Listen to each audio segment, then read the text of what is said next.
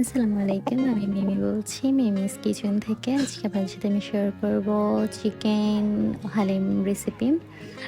আমি ১ম এ এখানে হালিমটা ঢেলে নিব। তারপর এখানে আমি কিছু পরিমাণ গরম পানি নিয়েছি, ওইটা এড করব। এটা কিন্তু ফুটন্ত গরম পানি। ১ কাপ পরিমাণ নিয়েছিলাম। তারপর এটা ঢেলে দিব যাতে করে এটা দানা পাকিয়ে না যায়। এটা ঢেলে আমি সুন্দর করে চামচ দিয়ে নাড়িয়ে চাড়িয়ে নেব। সুন্দর করে পেস্ট করে নেব। তারপর একটা ঢাকনা দিয়ে ঢেকে একপাশে রেখে দেব। তারপর প্যান নিয়ে নেব। প্যানের মধ্যে আমি কিছু পরিমাণ তেল দিয়ে দিব। তারপর এখানে বেরেস্তা হওয়ার জন্য কিছু পেঁয়াজ দিয়ে দিব। এরপরে এখানে আমি কিছু আস্ত গোলমরিচ নিয়েছিলাম। এগুলোকে সুন্দর করে গুঁড়ো করে নিব যাতে মাংসের সাথে আমি দিতে পারি। তারপর আমি বেরেস্তাটা হয়ে আসছে। আমি এখন বেরেস্তাগুলোকে একটা বাটির মধ্যে নামিয়ে রাখবো। তারপর এখানে কিছু পেঁয়াজ দিয়ে আমি মাংসগুলাকে এড করে দিয়েছি। মাংসগুলো একটু ফ্রাই করব। তারপর এখানে কিছু শুকনা মশলা এড করব, যেমন তেজপাতা। এরপর আমি এখানে রসুন এড করেছি, আদা এড করেছি, আর কিছু পরিমাণ আমি মরিচ পেস্ট অ্যাড করেছি। করে এটা সুন্দর করে ফ্রাই করে নিয়েছি। এরপর আমি এখানে গোলমরিচটাও অ্যাড করে দিয়েছি। তো সুন্দর করে ফ্রাই হওয়ার পরে আমি এখানে কিছু পরিমাণ মরিচের গুঁড়া, হলুদের গুঁড়া, একটু পরিমাণ জিরা গুঁড়া দিয়ে আবার একটু সুন্দর করে নাড়িয়ে চাড়িয়ে নিলাম। তারপর আমি এখানে কিছু পরিমাণ যে হালিমে যে মশলা থাকে ওটা অ্যাড করে নিলাম। তারপর আমি এখানে পানি অ্যাড করব। পানি অ্যাড করে কিছুক্ষণ ফ্রাই হতে দেব।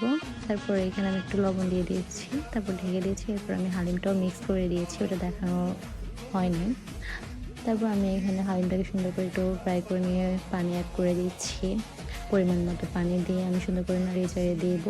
তারপর এটা সুন্দর করে হওয়ার জন্য ঢাকনা দিয়ে আমি কিছুক্ষণের জন্য ঢেকে রাখবো। ফার্স্টে কিছুক্ষণ নাড়িয়ে নিয়েছি। যখন দেখতেছি একটু বড় করতেছে তখন আমি ঢাকনা দিয়ে ঢেকে দিয়েছি। এরপর ঢাকনা উঠে অবশ্যই আমি একটু চেক করবো, এটা নাড়িয়ে চাড়িয়ে দেবো, কারণ নাহলে নিচে লেগে যেতে পারে। এই জন্য আমি একটু নেড়ে চেড়ে আবার সুন্দর করে রেখে দিব।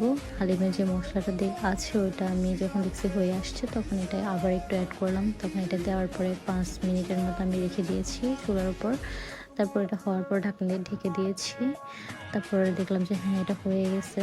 তখন এটা আমি একটা কাজ করব, কিছুক্ষণ রেখে এটা আমি একটু বেরেস্তা দিয়ে দিব, যেহেতু এটা হয়ে আসছে।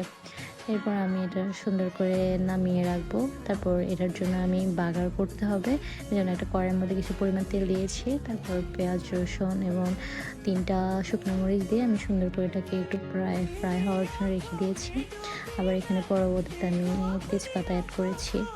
তারপর বাগারটা যখন কালার হয়ে গেছে তখন আমি এটা আমার যে হালিম আছে ওটার মধ্যে মিক্স করে দেবো। জাস্ট দেখেন এটার কালারটা, ওয়াও! আমার তো অনেক ভালো লেগেছে। তারপরে এটা নাড়িয়ে চাড়ানোর পরে আমি এটা কিছুক্ষণ আবার চুলার উপর রাখবো 2-3 মিনিট, যাতে করে মিক্স হয়ে যায়। তারপর আমার কমপ্লিটলি হয়ে গেছে। আমি ঢাকনা দিয়ে ঢেকে দিব। কিছুক্ষণ পর আমি দেখতেছিলাম কালারটা অনেক সুন্দর আসছে, এটার জন্য আমার অলমোস্ট ডান।